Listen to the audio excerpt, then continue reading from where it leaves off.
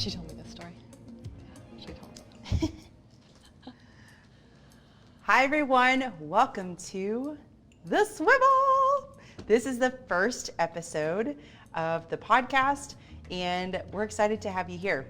So my first guest is Erin Kirk. Welcome. Thank you, dear. I'm happy to be here. I'm so excited that you're here. Thank you. It's been a journey for you on your journey here. Our journey together has been wonderful. Mm-hmm. And so I want to talk a little bit today about the soul. So the point of the whole Swivel podcast is to really understand the journey of entrepreneurs, the journey of each business person as they grow and shift, and really talking about some of the other things that maybe someone doesn't know. For me, it's really important to kind of get into the depth of meaning and really the journey of how you got to where you are, because I think you're fabulous. Oh, thanks. You are. Thanks. You absolutely Takes are. one to know one. And so, if you don't know Erin Kirk, she is the owner of a life coaching business called Girl Catch Fire. She is a certified professional life coach. And so I want to talk with you about your journey today. Okay. But before we do, we were just talking before the show came on, and we were talking about how we met. Mm-hmm. And that was close to 2 years ago. 2018, and at Mardi Gras. That's in Mardi Gras, not in the way that most of you think it is. Not the way most people It was think. much more mild occasion. You were pregnant. Yeah, it was really, really mild for Mardi Gras. So, I was pregnant, and so Deacon just turned 2 really recently. And there was this smorgasbord of food, and we crossed paths then. Mm-hmm. And then I think, so Erin was offering mini sessions for entrepreneurs at Cowork Annex. Mm-hmm. And I think she sought me out because she was like, this girl's an entrepreneur and she's got layers she needs to peel. Not exactly. I think I was offering it to everybody, but that's funny. Well, I'm a special case. I'm sure you can agree. So Erin actually became a life coach of mine about probably, 6 months after we met. Mm-hmm. I'm just guesstimating there. I think that's about accurate. That's about right. And over time, I've really gotten to know you. We've gotten some time to spend together outside of just being, in your crying chair. And I think it's been really great. And so I want to talk a little bit about your journey today as far as, we were talking earlier and we were trying to figure out where to start the podcast, because I really want to go into the depth of figuring out your most pivotal moments. And I think, we talked about your childhood and how you grew up in kind of a Catholic setting, the Catholic church setting from childhood to graduating high school. And then you went into college and moved across the country from, just north or south of Seattle? East of Seattle. East of Seattle. To Southern California. Right. So Yeah. you went to San Diego Yeah. and in Santa Cruz, you were doing journalism. Yep. And then you traveled all over the country, Yeah. right? Which is awesome. I didn't know that about you. Yeah. Actually, we were joking about the gaps in my resume because, to me, I'm sort of proud of them because those gaps in my resume represent time that I was out running around the United States and the world. I just went all sorts of places, and I wasn't married, and so in my 20s and early 30s, I had a lot of opportunity to do things like that, and traveled to tons. I think at this point I've been to 56 or 58 different countries, which. Yeah, a lot of people don't know that about me because it was just a different part of my life, but it was so valuable and it was such a great time. I have such a curiosity about the world and about other cultures and other people and other people's experiences. And I think it comes from that time. And I would not trade it. I wouldn't trade it for anything. And What's your favorite place to go? What was your favorite place out of all the 58 countries? Gosh, I knew you were going to ask me that. I'm huge. At the time, I would have had to say either Switzerland or Thailand, which seems like, or Nepal, which seems like, a pretty random mix. But those were just, I love mountains and beaches and just being anywhere outside. I'm a huge outside person. And so at the time, it was just I was joking earlier about how Instagram influencers do this, what I did in the 90s, and they get paid for it. And I didn't get paid for it because it didn't exist back then. Oh, she was the OG influencer of travel. I know. But I went all these amazing places and did all these really cool things, and I took pictures of them, but they're just in albums. That's still really awesome though. Okay, thanks. I mean, you guys will start, I think you should start an album of digital pictures of your I should do that. Yeah, from back in the day. And see what happens. That's a great idea. So we want to talk about you went through traveling, you went, you did the journalism route, and then you decided, you wanted to stop traveling and move to Colorado. So what was that transition like? What was the stop point to say like, hey, I think I need to plant roots for a while? That's a great question. I think on one of my last trips to Asia, I ended up, my boyfriend and I at the time split up, and it was like 4 days before Christmas. I don't really recommend that. Ooh. This isn't really in a foreign country. It's not a great idea. And anyway, but I got back to the United States, and I was like, okay, I'm 28, 29 years old, and I probably should do what other people called planning. Mm-hmm. And people who know me now laugh at that because I'm laughing a fanatical planner. Like if I'm always like, how's your planner? It's terrible. And you give me the look. Yeah, it was totally the opposite of that though. and so I was but I felt really compelled. Like, gosh, I'm almost 30. I probably should make a plan. And so at that time, I decided that I just kind of want to do some things like to kind of get my life back on track, put some roots down, and I moved to Colorado, and I started working for a dude ranch in Colorado, as you do. What? So we were asking about this earlier, but please explain to the people what a dude ranch is. What a dude ranch is. Well, I grew up with horses, and so I grew up riding, and I just went to go be a cowgirl on a dude ranch, which is a place where people, it's kind of like City Slickers, if people saw that movie. Like people just come and they learn how to ride, or they ride other people's horses for a week up in the mountains in beautiful places, and that's what I did. It sounds ridiculous now, but like I guided people through the I guess that was the South San Juan Range in Colorado, and it was like amazing. I lived at 10,000 feet. Crazier, I worked there in the winter, and they had teams of draft horses, and I learned to drive teams of draft horses, and my dad was like, I'm so glad I paid for your expensive education so you could do something that was valuable in the 19th century, or the earliest 20th century. And I was like, well, anyway. But it's just a cool time, and kind of I just fell in love with Colorado, and then ended up staying in Colorado, and that's where I met my husband, Sam. Oh, Sam. Who is a cowboy, like an actual one. He still is, but he's also a boat captain now, which is kind of confusing. We'll get to that. Okay, we'll get to that. Made a little transition. I went through some of your photos, and he's got at some part of his life, he has a very big mustache.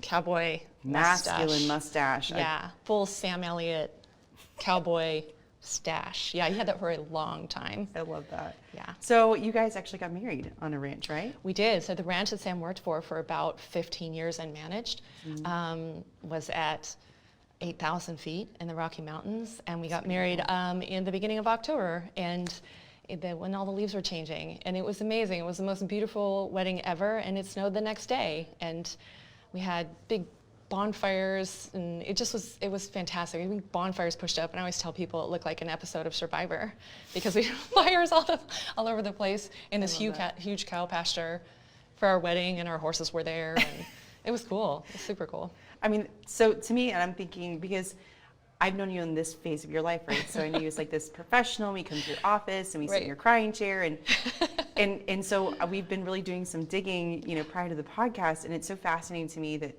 you've had all these phases of your life where you've traveled all over the country. And then you met Sam, because you met Sam, like when you were in your 30s, right? That's right. And so I think that's really fascinating because, especially in the South, people get married very early, which is there's nothing wrong with that. No, but I feel like there's a value to finding that person later in life, because I feel like you know who you are, and sometimes, you know what I mean? So like I think it's a really cool transition that you went from, city to the west side, and then you came down to Texas and Colorado, and then now we're talking about the big pivotal move to Texas. So if we're talking about your first like major swivel and pivot, you went from Colorado to Texas with Sam. But in the meantime, you worked for like Aflac and insurance, which by the way, you guys, this is why she's so good at sales. I don't know if you know her in her sales, but she will close you like that. So you spent some time working with Aflac Insurance, and then you had some of these really pivotal moments. And so let's talk about that. Yeah. And this stuff is important because this is the kind of stuff that people don't talk about. But I talk about it a lot, just given what I do.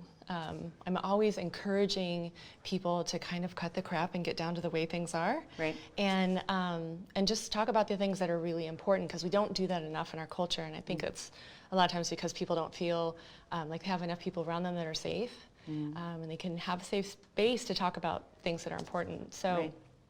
after we got married in Colorado, and I got pregnant. I was really excited about it. And for once in my life, I kind of did something in like a sort of ethically defensible order. Like I got married, then got pregnant, was gonna have a baby. Anyway, I won't go into all the details, but I had a really unusual miscarriage, and it was just probably to date the worst, most conflicting, most challenging, difficult experience of my life. And at the time, I was had kind of found my way back to church and found my way back to faith, which is something that even as a child, my mom would tell me she always thought that I had kind of like some special relationship with God, or and so I found my way back to that when Sam and I got married, and I was really devoted to that. And then this really horrible thing happened to me, this very conflicting thing. And my church family was really supportive, and there was a lot of people praying for me, but it went on for this miscarriage of mine went on for probably 7 or 8 weeks. It was very long and very drawn out. And at the end of the story, basically, is that I just had to choose between terrible and horrible, and I had to choose to end this pregnancy. And I didn't want that. It was the worst day of my life, and I remember it very clearly because I wound up at Planned Parenthood, and there were protesters there holding signs in the parking lot. And I remember thinking at the time, wow, and this is what I'm thinking we'd talk about, the swivel, is I remember thinking at the time, like, if that's what it means to follow Jesus right there, I'm out. Yeah. Because this is the worst day of my life, and that's my team, I think. The ones with the signs. And so I walked away from my faith. And as a matter of fact, I've told this story a lot of times, but I ran, with my fists in the air away from my faith. And so much so that I had a few Christian CDs in my car, and I would wing them out the window down the freeway at 55 miles an hour, because I was just it was just lots of feelings. Just rage. Yeah. I was so conflicted and mad at God and mad at the church, and why did this happen, and et cetera, et cetera. A lot of people have been there. Something I learned from that situation is that women don't talk about miscarriages as probably often as they should. Right. When they happen to them, it's a more common thing than people think. That's one of the things I learned. So the way Texas comes into this is that at some point, it just felt like my life was a little bit high-centered, stuck on a snowbank, and I couldn't go forward. And Sam and I had long talked about having our own place, Right. our own ranch with our own, with our cattle and that kind of thing. So we bought a ranch in Texas, and our friends in Colorado said, "Wait, are you leaving Colorado to move to Texas?" And we were like, "Yeah," and they were like, "No, that's the opposite migration. It's usually the other way." But sure enough, we found, a little ranch in Texas, and in 2010, we moved there. And in my mind, I was just going to leave all the sad elements of my life kind of behind and just start fresh. And it was going to be we bought this land, and my best self was going to live there. I was going to be the organic gardener of my dreams, and we were going to farm, and it was just going to be so bucolic and all these great things. And then I think the longest, harshest drought in Texas history hit that year. Of course it did. It's a whole nother story. But what the big pivot was for me at that time was I got to the end of my rope. Yeah. In Texas, because here's the truth, wherever you go, there you are. I see, and I find that, and thank you for sharing that, because I know that's it's a place you have to go back to, and it's hard to kind of recall and recover, and and I've had a couple of friends who've had a similar situation, and it's been really traumatic for them, and I think I agree with you. I think that there's not enough discussion about, talking about those things, because there is so much pressure. So something that you said that I want to kind of unpack per se is that you said that you were talking about the ethical order of the way things were going to be, getting married and having a baby. And so for me, I'm curious because, being raised in the Catholic Church, and there's a lot of pressure from society of what is supposed to be ethical and like what's right. And do you have a lot of clients that kind of, I would imagine it's something that happens a lot, right? And it depends on where you live and socioeconomic, but you know, having that ethical order of the way things should be done, I feel like such a big pressure point for people. Yeah, I think that's true. And because of my experience in that particular, so obviously more to that story, which I'll explain in a second, but because of that experience, I think that I am geared toward finding people on the outsides and the margins of who don't exactly fit the model, the whatever the framework is. They're a little bit outside of it. They're skeptical of it. Case in point, like my clients run the gamut. I'm a Jesus gal now. I was gone for a while, but I came back. But I've got clients who are atheists, who lean towards Buddhism, Jews, agnostics, and I think the reason that that's important to me is because, you know, my Bible says that we all work out our own salvation with fear and trembling, and it's the kindness of God that leads men to repent. Right. And boy, that's a really personal journey. It was for me. Right. And so I want to be that place that's safe for people to, hey, just come as you are. Just because I always want to see people for not for who they currently are, but like who they can be. Right. And so, but you got to be able to show up how you are and feel safe, and like you're not going to be judged or criticized or held to, you know, certain standards or whatever. You mentioned my crying chair. I don't have any criteria for people to come and sit in my crying chair. Right. It's just like, have a seat. Yeah. What's going on?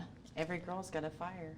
And I think that's kind of, I love that, to me, that the whole story of your journey, like, it plays into the whole name of your business, which is why I love it so much. And so, you know, I think, you know, if we're going back to the journey and talking about, you guys moved to Texas, and how long were you in Texas for after you moved from Colorado?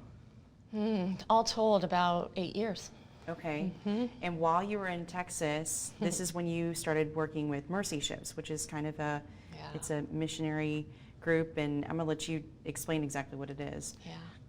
Well, Texas was an interesting time because not long after we moved there, and I discovered that everywhere you go, there you are. Mm-hmm. And like, you can change your geography, but if you don't change internal geography, and like, you don't actually deal with your own stuff, like, it just follows you wherever you're going. So I got to a point in Texas where I just got to the end of my rope, and I just couldn't make my life work. Right. I was standing in the midst of everything that I said that I ever wanted, and it wasn't enough. Right.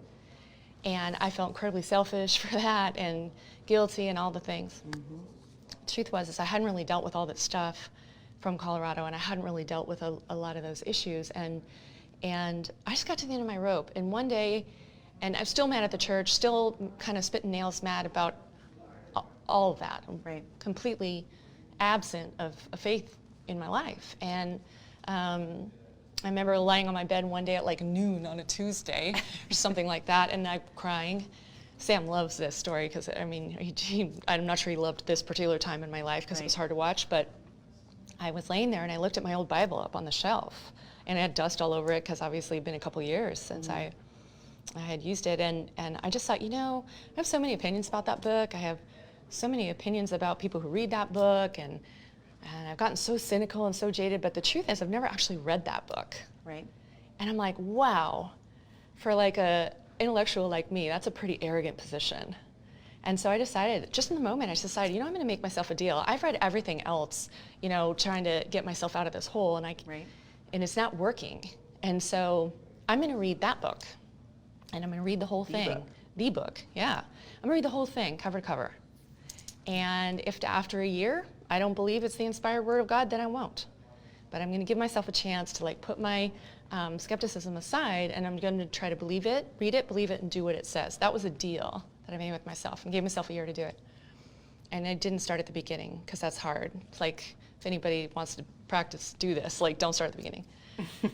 Anyway, like day 2, bam, right there on my porch. I just felt like the Lord just rush in, just whoom, you know, and just point out and highlight just a very simple scripture, which was a benediction from the Apostle Peter, and he says, after you've suffered a little while, the God of all grace, who calls you to his own glory, will himself strengthen you and settle you and complete you and make you what you ought to be.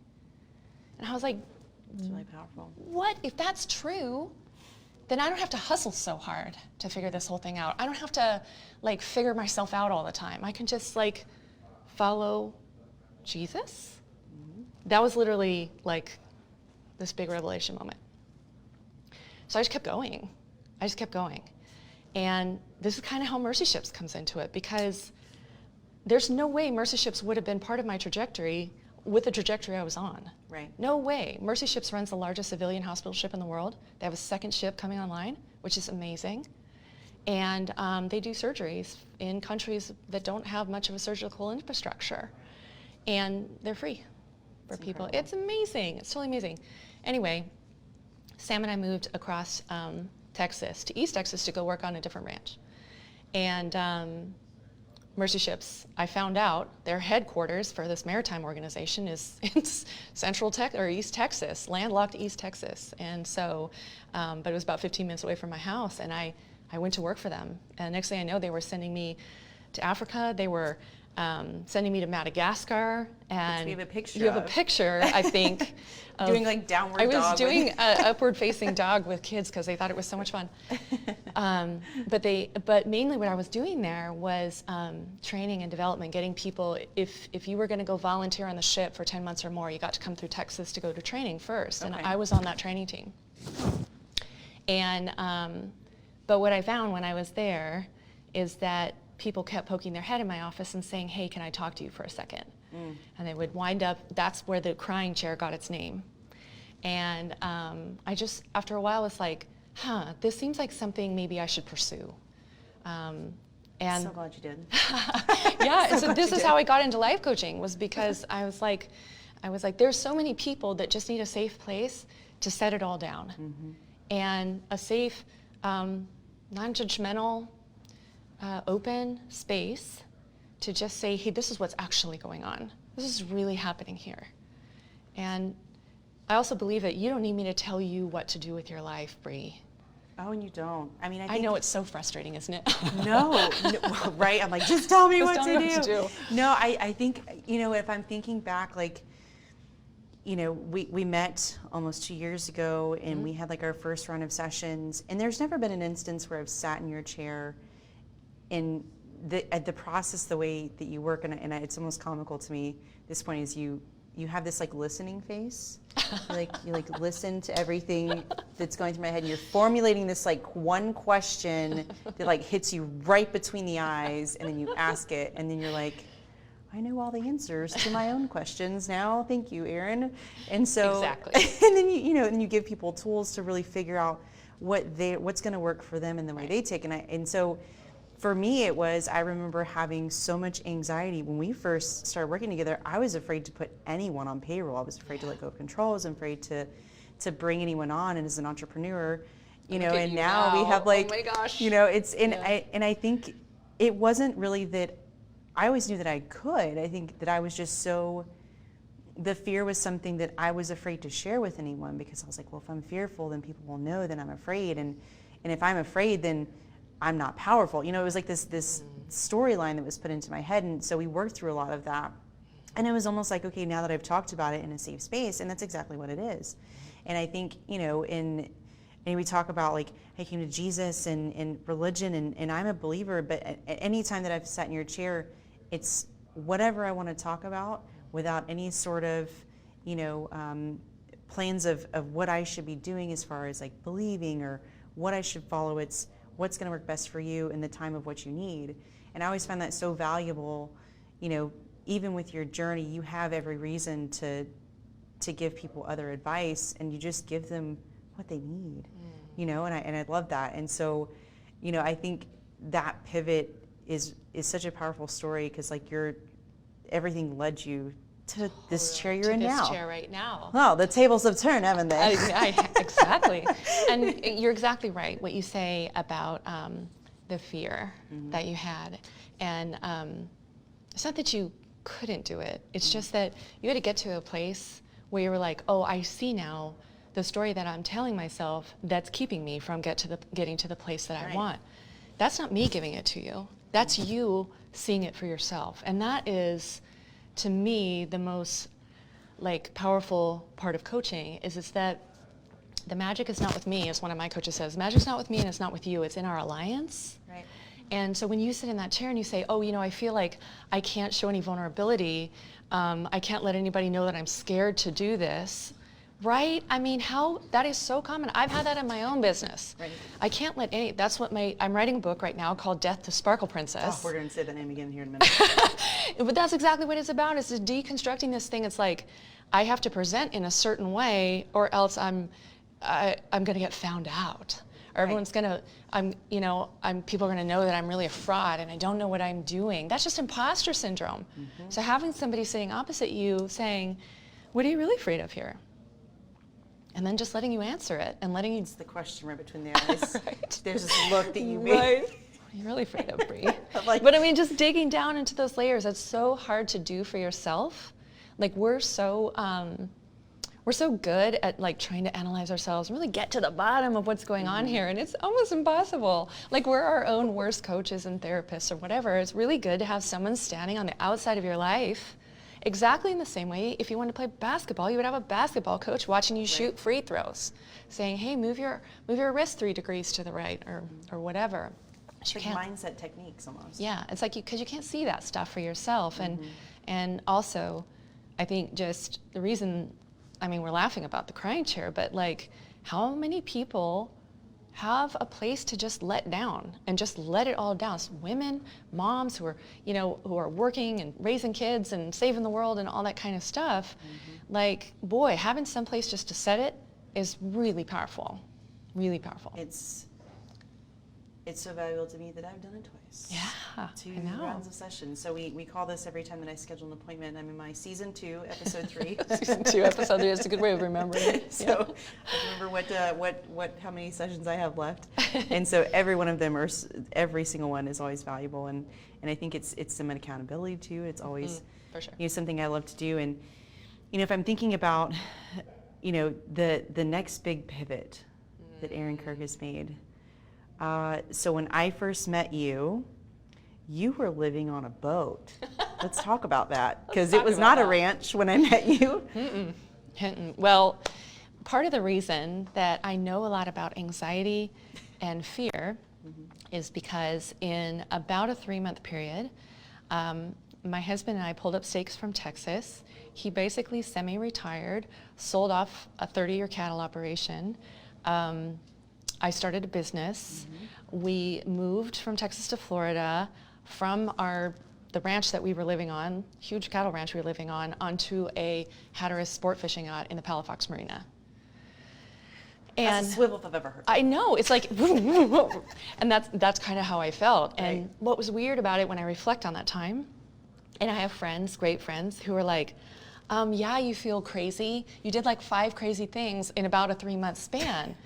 But I was like, oh, but I should be able to handle this. I should, like, what's wrong with me? How come I have all this anxiety, all this fear, all this whatever? And yeah, all of the life change was huge. And living on a boat, by the way, it was super fun. And I loved it, but I do get seasick out in the Gulf of Mexico.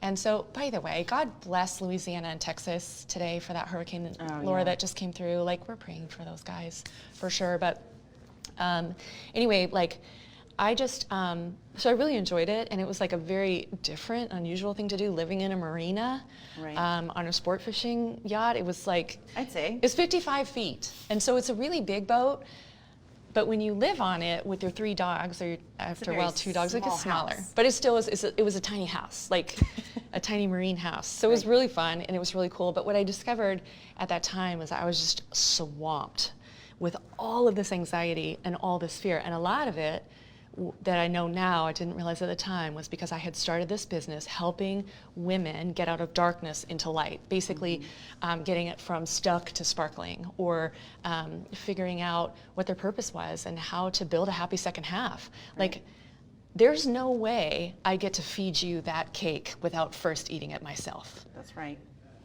So I was, again, I get to deal with all my own stuff. Like, whoa, what is this anxiety? And how am I, what is it like to be a business owner? And what do I do when I'm terrified? And what help do I have? And how good am I at asking for help? And what resources are available to me? And all this stuff I just had to learn on the fly. And honestly, I don't think I did a great job. I just didn't. I tell you what, you say that, but on the outside, you would show up.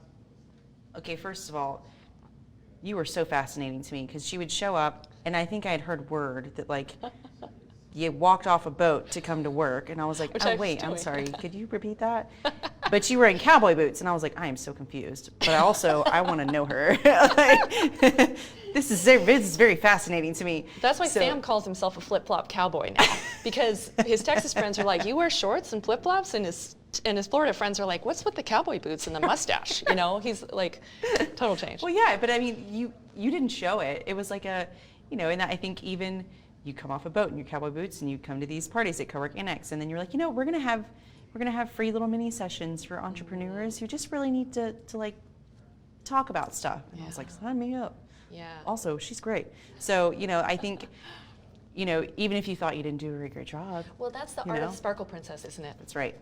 Right? So, like one of my goals, especially when I kind of got through my Bible reading project, which, by the way, I completed, and I have since read the book 5 or 6 times since.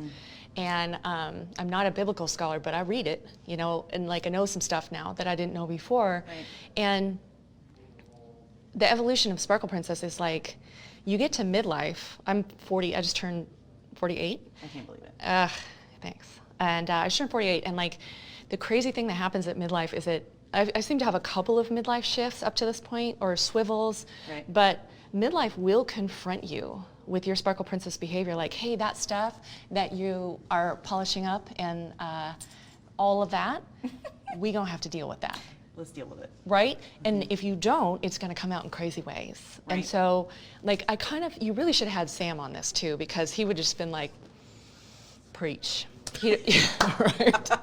Poor Sam. He's had to watch this evolution, but basically this is like me, like becoming who I actually am. And one of the goals that I had when I decided that Jesus was who he said he was, and that I could trust him with my life, was that, oh yeah, I can be the same person everywhere. Right. And I don't have to have my armor on all the time. I can actually tell people that I'm afraid of something, and I can actually need things, and it's okay for me to say it. And that's what Death to Sparkleprincess, A Beginner's Guide to Midlife, is about. I keep saying it to make myself accountable, because it's really in very early stages.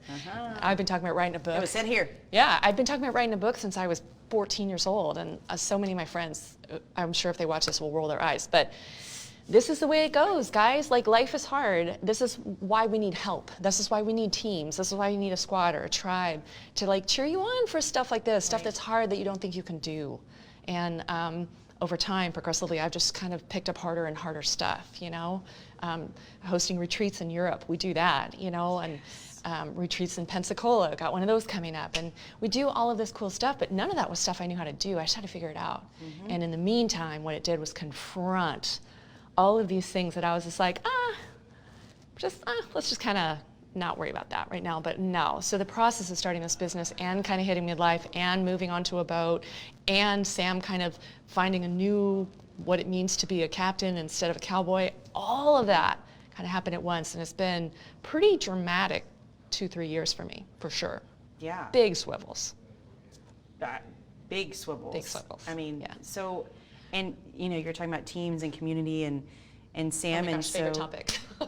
Yes, I think one of my questions too is, because we're both married, we've been married for a long time, and we were talking about a lot of our emotional stress and our emotional things that we go through, and Death to Sparkleprincess, and we have this imposter syndrome, but like our poor husbands had to handle the seesaws, and so I think I'm interested to know, how is Sam during this process, as far as like.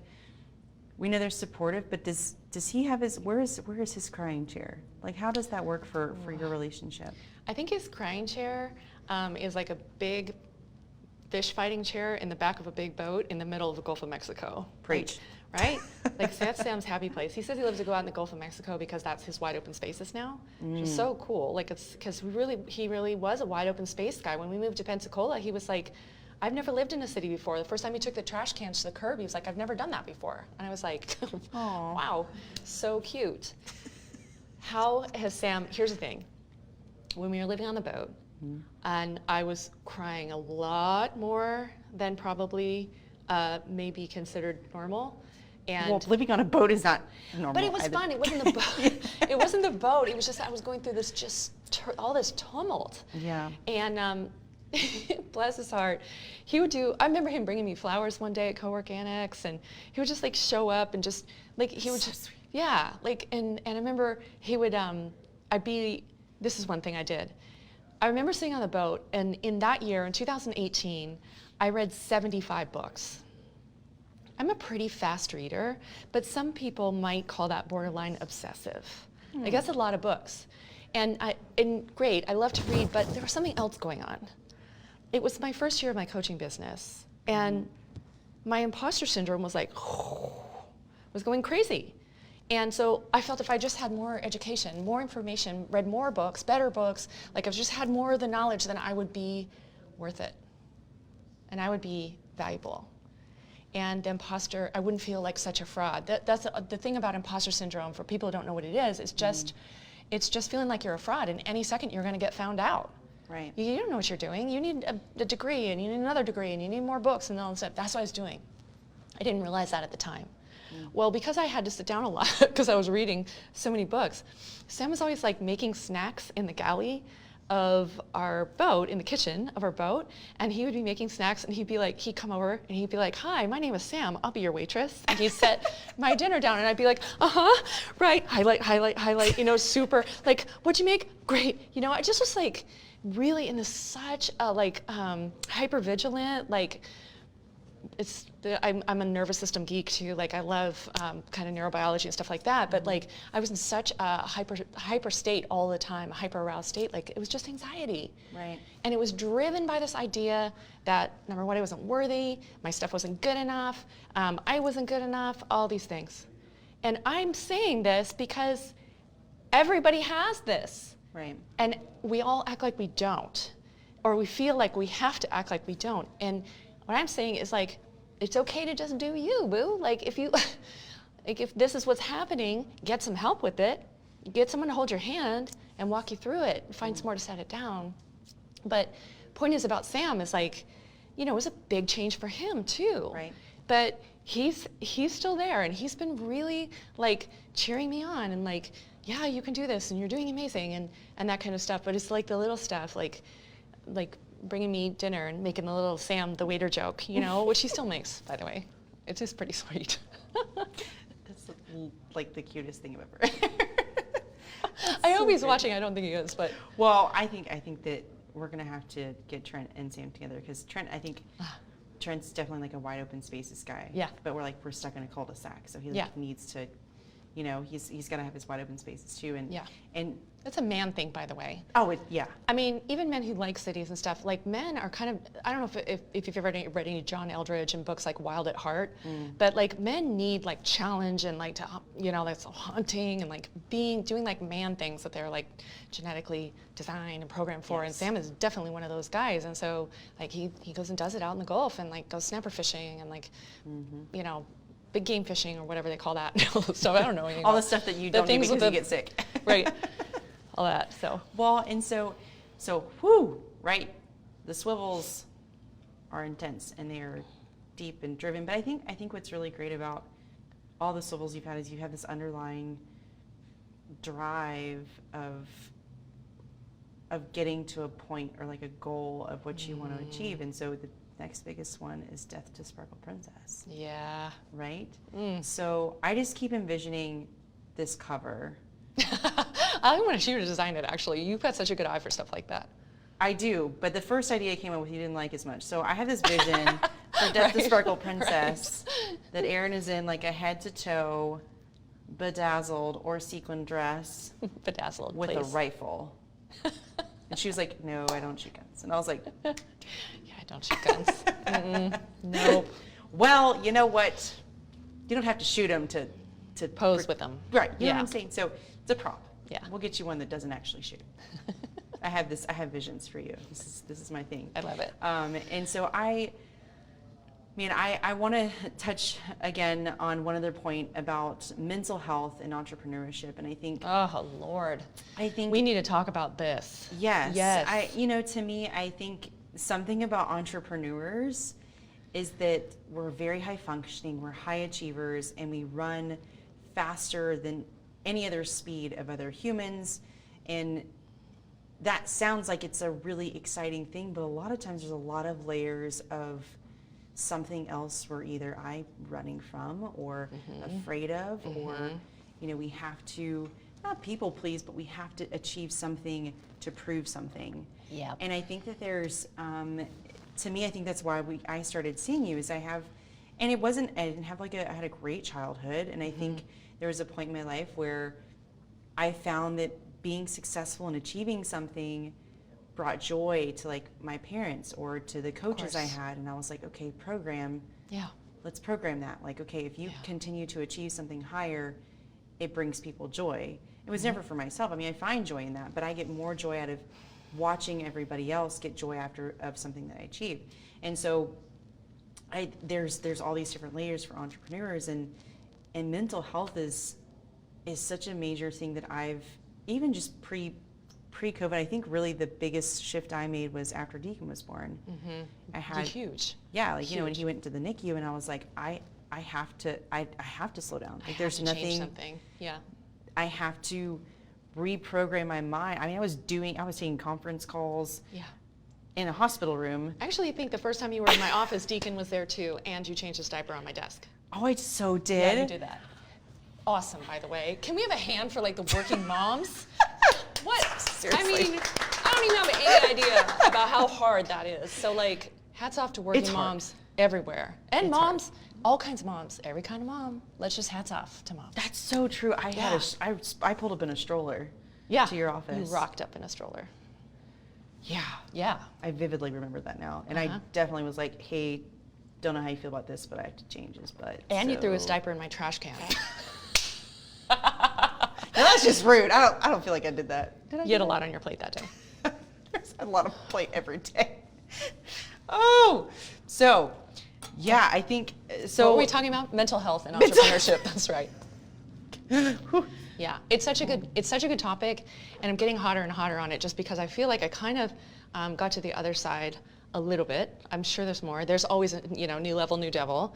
Yes, I love that quote. Yeah, right. But my coach says, new level, new devil all the time. We always think there's a, if this happens, then I'll finally, or then I'll finally be satisfied, or I'll finally be content, or I'll finally, it's just such folly. It's not true because we always move the goalposts.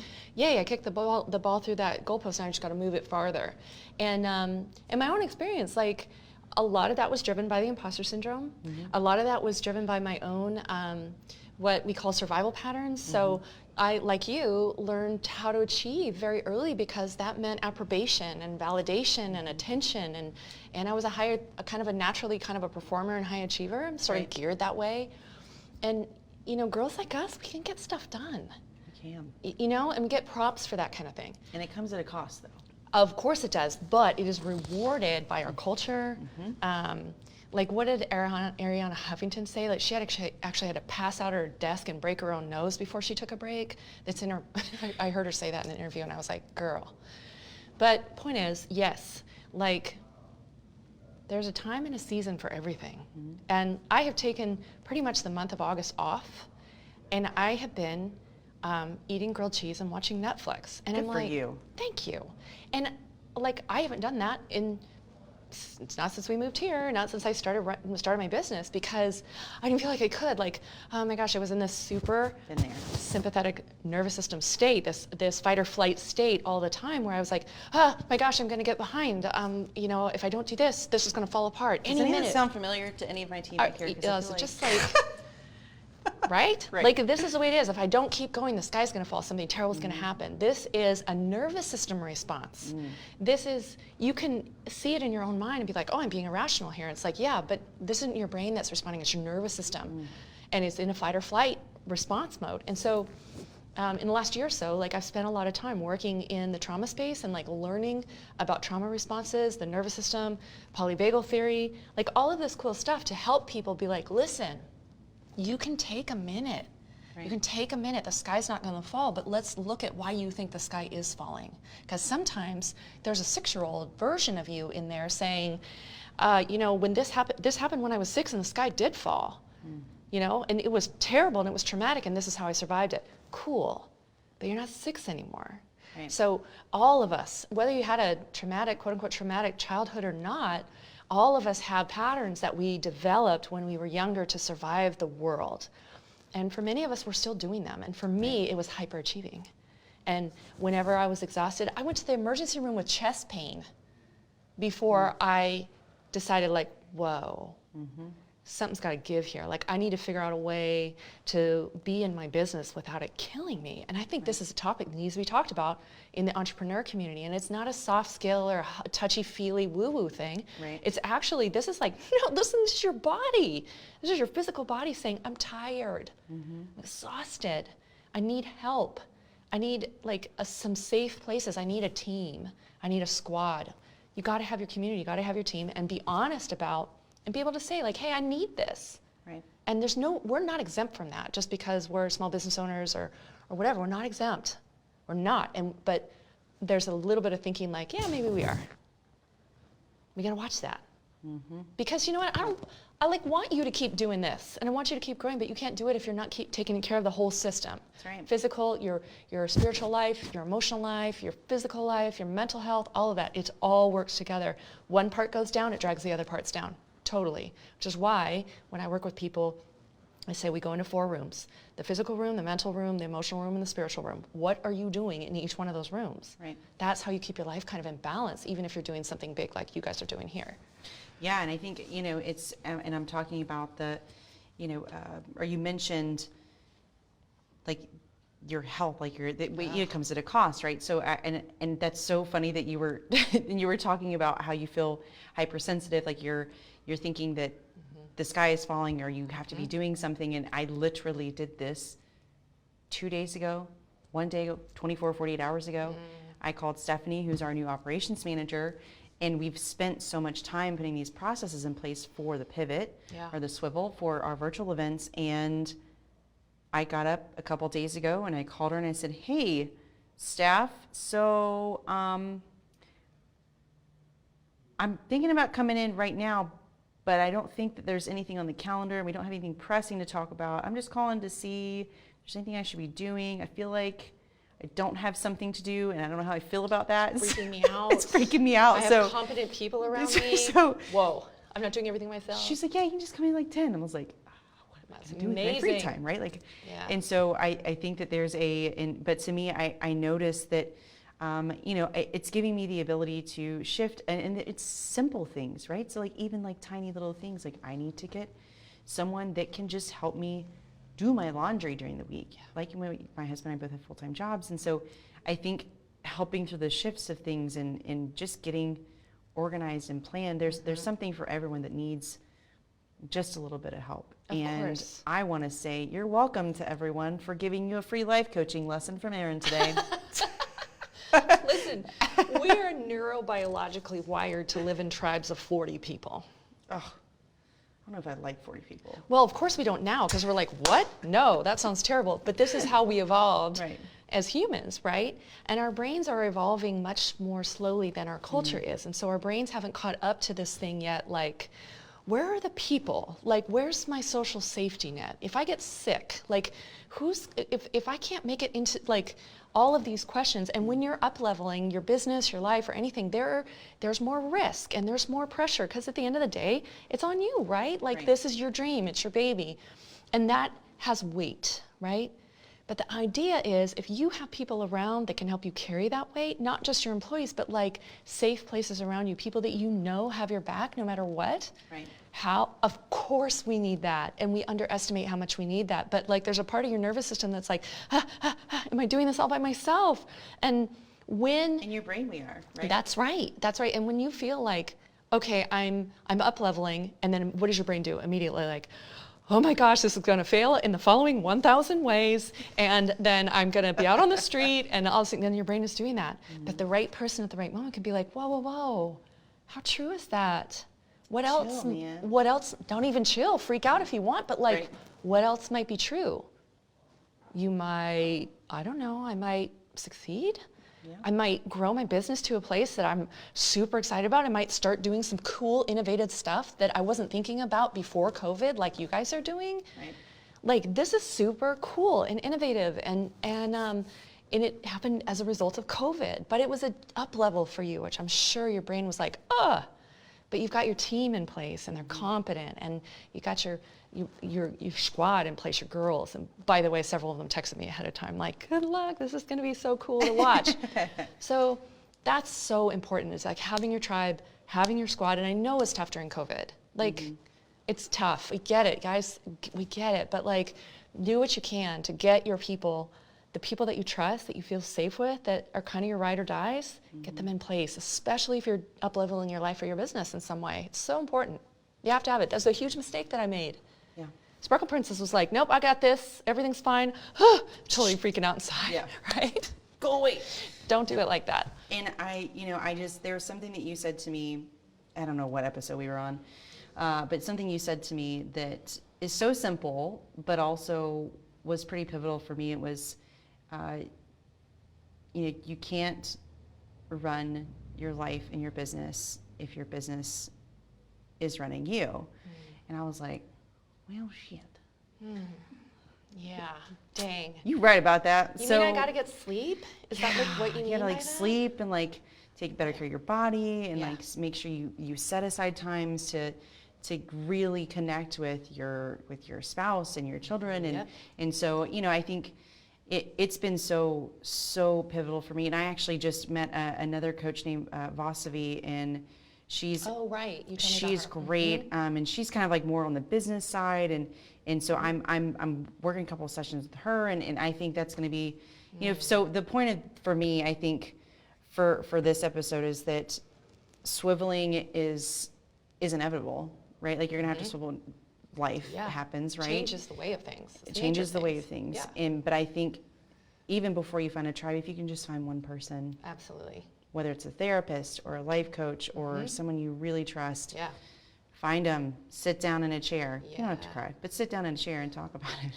Exactly. Unpack it. Let's unpack this, shall we? That's right. We With bought your this. cute little cosmetic. Yeah, so I swear my mom had that same cosmetic case when I was young, except it was beige. When you're having some emotional issues, let's unpack this, shall we? You're taking me back to my childhood right now. I seriously recognize that thing.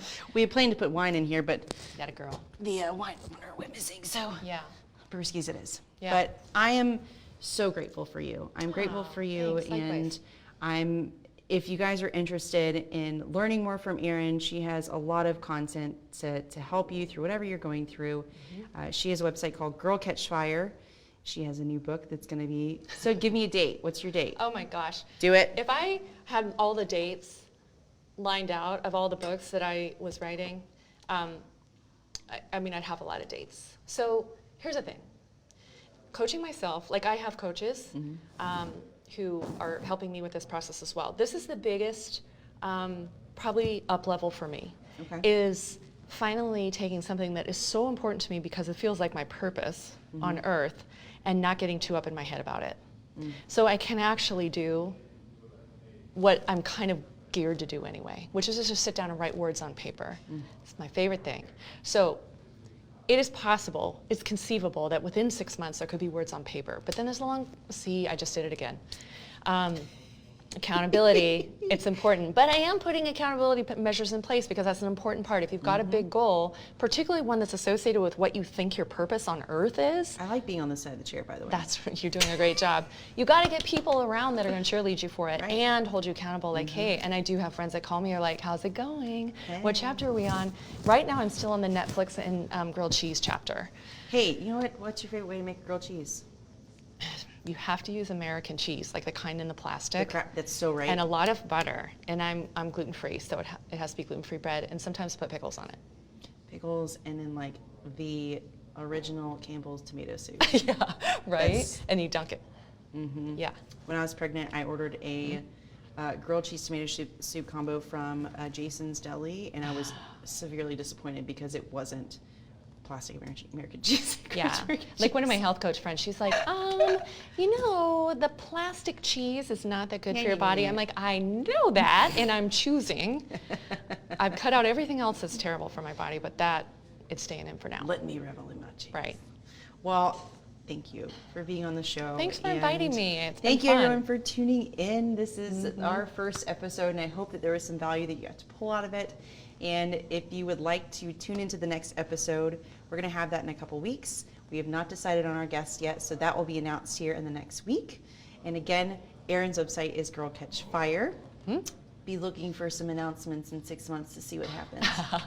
On that fabulous book. That's right. And we'll have more information about her on socialiconagency.com.